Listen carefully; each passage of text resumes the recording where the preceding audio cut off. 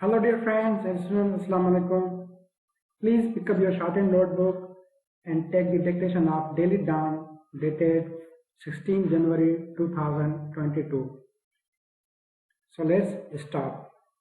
Lahore National Security Advisor stresses that the national security policy is an evolving document and requires intellectual debate and constructive argument from all pillars of the state to help forge a consensus and eventually increases its sustainability.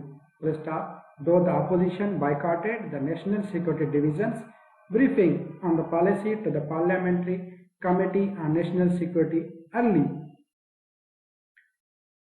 last month, he maintained he would always be ready to present the policy before Parliament or House Committee to build a larger consensus.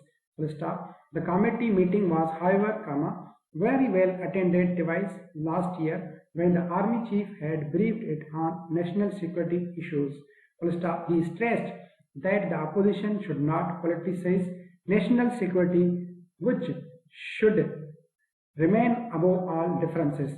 If the opposition does not want to receive a briefing on the national security policy and provide its input, does it want to delay this all-important policy that has already taken 7 long years to formulate?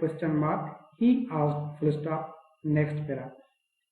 The national security policy has already achieved civil-military consensus after it went through the National Security Committee headed by Prime Minister, before, its approval for better implementation, said he while briefing senior journalists at the Governor House on the Saturday. He claimed the military had acknowledged and supported the policy. Next para. The advisor said the Senate's Defense Committee headed by Pakistan Muslim League and leader, had called him for an in-camera briefing on January 7 and appreciated the policy. It is unfair to say the government does not want a consensus by not according to any opportunity to the opposition to discuss and give its input, he clarified. Next para. He, however, added that the policy making in Pakistan, like any other country, was an executive function and a prerogative of the sitting government. All pillars of the state can give their input, but the approval process falls in the executive domain, he stressed.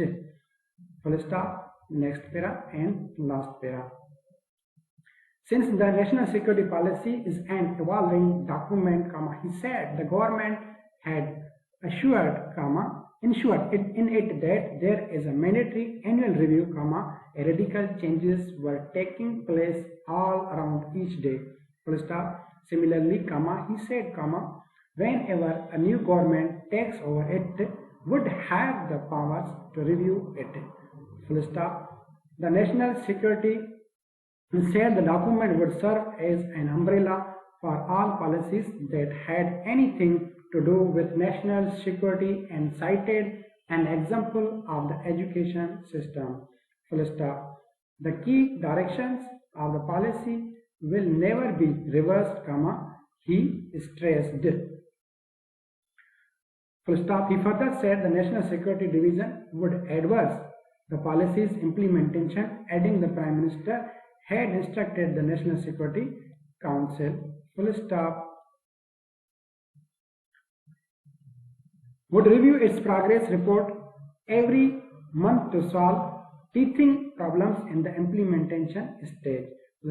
Answering a question, Mr. said priority actions had been identified in the policy document that has not been released to the public. Only the 60-page released version of the policy will remain in public domain, he said, adding that parliamentarians had, however, been given a briefing on the classified version too.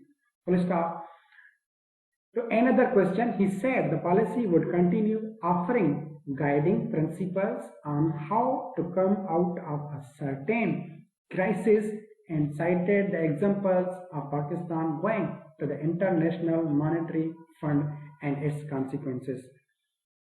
Full stop. Since Pakistan's major issue remained that its financial solvency gets challenged time and again because it did not have resources based to adequately support human welfare and traditional security, he added, the national security policy would provide a direction to overcome the crisis.